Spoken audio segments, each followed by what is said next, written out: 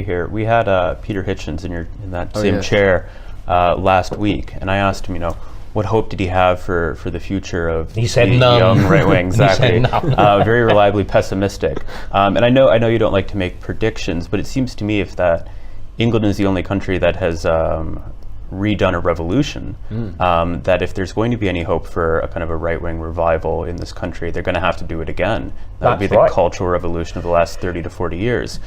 Are you slightly more optimistic than Mr. Hitchens that this can be done? Not in our current political dispensation. I think what is very striking is every other European country is actually swinging very firmly to the right. And I think they're doing it for two reasons.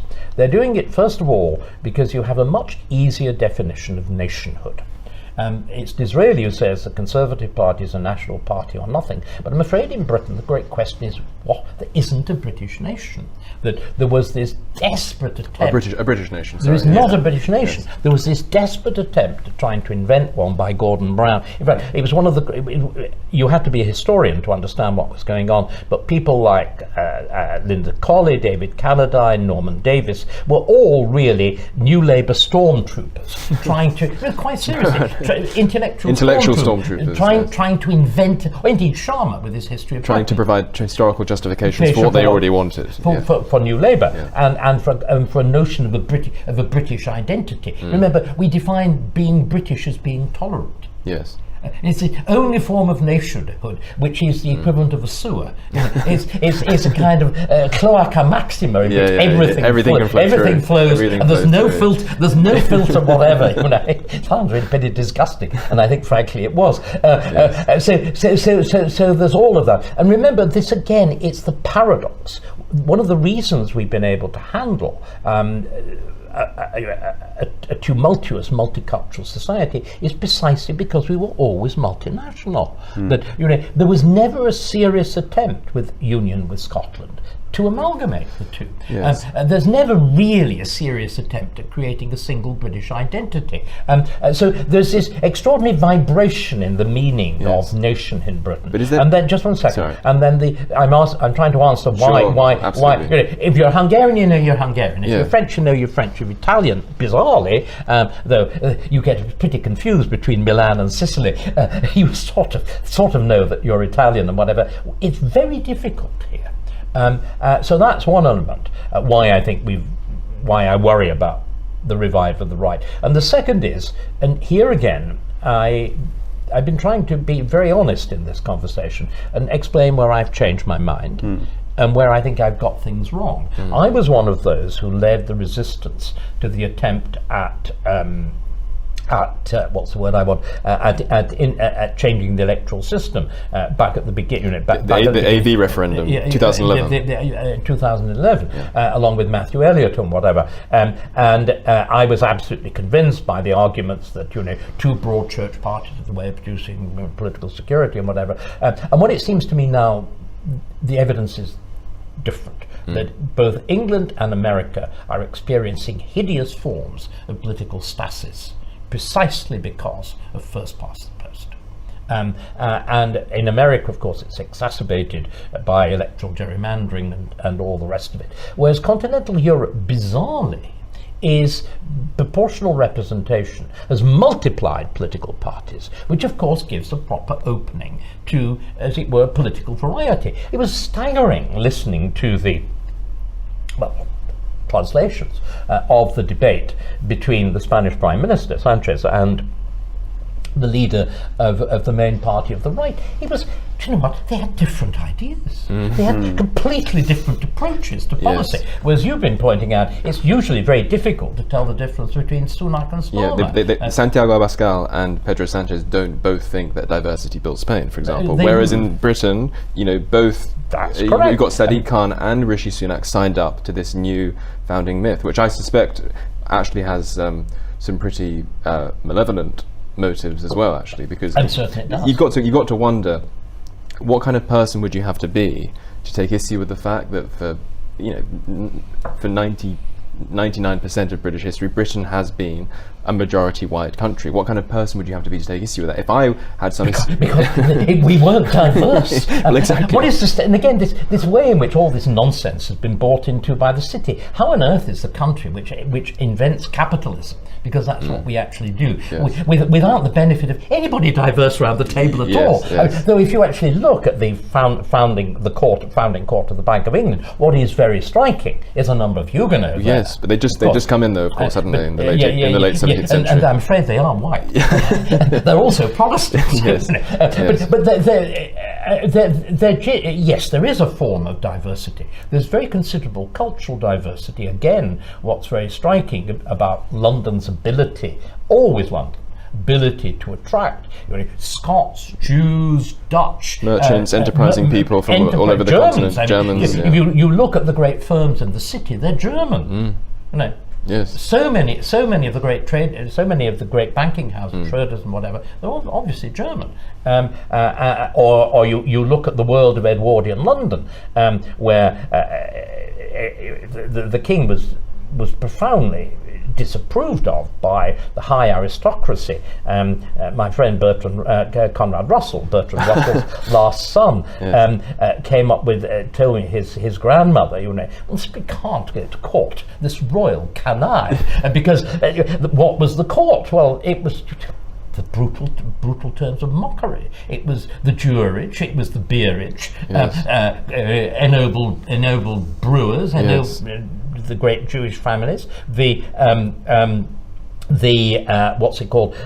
landlords, the great South Africans and whatever. And what a wonderful thing, I think. But of course, what they all did, none of them came in saying, we want to preserve our differences. What they all came in was, we want to participate in this extraordinary opportunity, bluntly to make money, but also to enjoy the most civilized and the most interesting and the most varied of capitals. Yes. And very splendid that is too.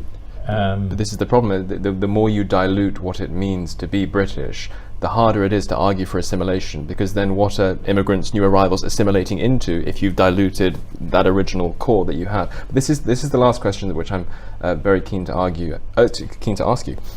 Every revolutionary from Robespierre to Mao has acknowledged that in order to advance the total transformation of society, to administer your favoured ideological medicine, it's a pretty good idea to alienate people from their own history. And we certainly live in a culture in which people are severely alienated from their own history. And in many ways, what we would want, and what I imagine you would want young people to do, is to go and study history at university to feel. That's my question. Taught by the kind of people who teach that's my question. We're in a bit of a difficult situation, because on the one hand, you should be encouraging people to do that sort of thing. Yet I wonder if you're optimistic about the historical profession, and whether you think young people, whether they're on the right or in the centre, reasonably apolitical, but they care about historical accuracy, should they go to these institutions, or should they learn history another way? Well, the point is, of course, that the monopoly of the universities is manifestly collapsing, as I think the universities are. What we're doing now. True. The breakdown of media uniformity. What is now available? The extraordinary kind of polluted ocean of the internet, in which are the wonderful things and terrible things. And the problem is that we haven't really given young people, or indeed anybody, the tools to discriminate, because the tools of forensic reasoning, of empirical reasoning and whatever, are exactly the ones which are not being developed. The notion of debate and and how you prove an argument, and how you properly prove an argument, and so on. I suppose I have, unlike Hitchens, I still have, and there are moments when I have absolute pessimism. Absolute pessimism. I mean, reading the paper is usually a very moment in which one gets. On the other hand, in a funny way, I think we should end by talking about the transcendent. We began by talking about the false transcendence of this awful parody religious revival, this what I call religious heresies of the new left, of the Marxist left and whatever. I think we still have enough of this country, of that sense of place, of extraordinary buildings, of an interwoven historical culture, I hope for that. I mean, the thing that I suppose has influenced me most in thinking about all of this have been the work of people like T.S. Eliot, the Four Quartets, that extraordinary little Gidding, the one which is History is Now in England. And I think history can, and the continued huge popular fascination with it, good, bad and indifferent, I think history in England in particular is a form of transcendence. I think it is our real, it in the proper sense of transcendence. It is both the grounding and the destination. And I'm sorry to end in equally muddied, equally mysterious terms as I've been denouncing on behalf of our opponents, but that standing in a quiet country church in the silence, and yet you hear bizarrely the noise of the past. That's what Eliot's invoking. Those feet which have trodden there, those deeds which have been done there. And here, in the heart of this city, in the heart of Westminster, there's another kind of transcendence. You go into the Abbey, despite what the clergy of the Abbey have sort of done. You go into St. Paul's, where the attack has been much more radical, and you still feel it. And that, as much as words, as much as anything we can do, is where there might be hope. There may yet be hope for a British restoration. Well, Dr. David Starkey, it's been a privilege to sit down with you and to discuss all these matters. Evan, thanks as ever. You've been watching Deprogrammed. Make sure to like, subscribe, leave a comment, and we shall see you on the next one. Hello. If you're enjoying the New Culture Forum channel and you believe in our mission, may I invite you to join our membership scheme at the link below or on our website, newcultureforum.org.uk. Our work is more important now than ever, and we have great plans ahead for the future, but we can't do it without your support. From as little as £3 per month, you can help ensure that we continue on our mission. As a member, you'll receive a range of benefits, including access to exclusive content, invitations to our private events, including here at our studios, free copies of our books, and much, much more, including, of course, our famous NCF mug. If you aren't able to become a member, then please help us by clicking this button and subscribing to our channel. It's completely free. Just remember to also click the bell icon so that you can get notifications when we post new videos. Thank you.